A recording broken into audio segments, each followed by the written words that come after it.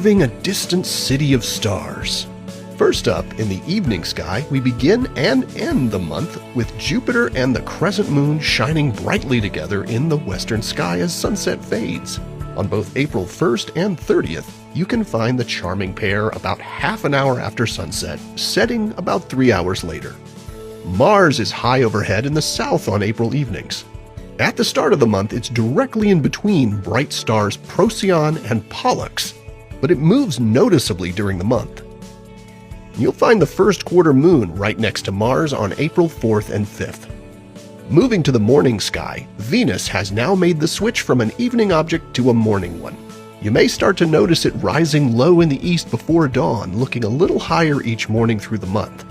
Around April 24th and 25th, you'll find Venus, Saturn, and the crescent moon gathered low in the east as dawn warms up the morning sky.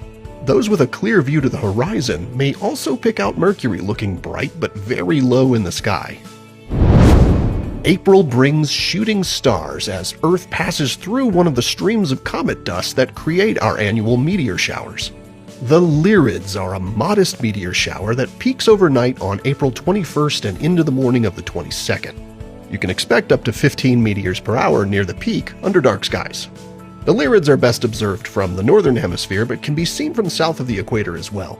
View them after about 10:30 p.m. local time until dawn, with the best viewing around 5 a.m. The waning crescent moon will rise around 3:30 a.m., but at only 27% full, it shouldn't interfere too much with your meteor watching.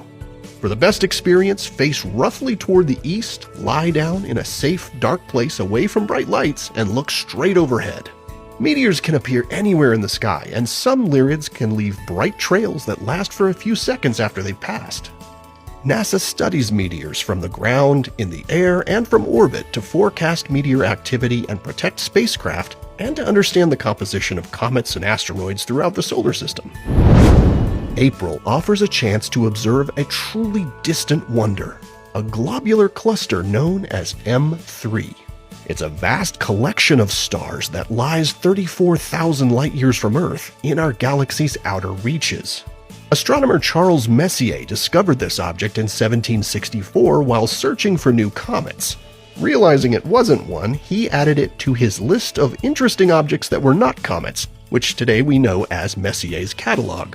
Through binoculars, Messier 3, or M3, appears as a small, fuzzy, star-like patch of light. With a small telescope, you'll see a more defined glow with a slightly grainy texture. And with a telescope 8 inches or larger, the cluster begins to resolve into hundreds of individual stars. Now, globular clusters contain some of the oldest stars in the universe, often over 10 billion years old.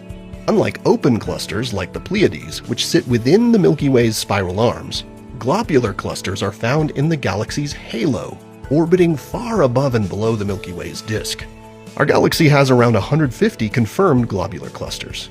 M3 itself is probably 11 to 13 billion years old and contains around 500,000 stars.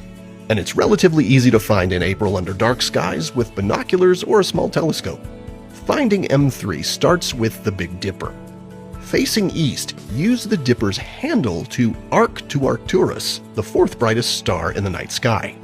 From there, look higher in the sky to find the star Cor Caroli, located here to the west of the dipper's handle. It's about as bright as this star in the Dipper's cup. M3 is located roughly a third of the way from Arcturus to Cor Caroli. With binoculars or a finder scope, sweep within this area until you spot a faint, round glow. M3 is an excellent target for beginners and seasoned observers alike. Whether using binoculars or a telescope, you'll be rewarded with a view of one of the oldest objects in our galaxy. Here are the phases of the moon for April. Stay up to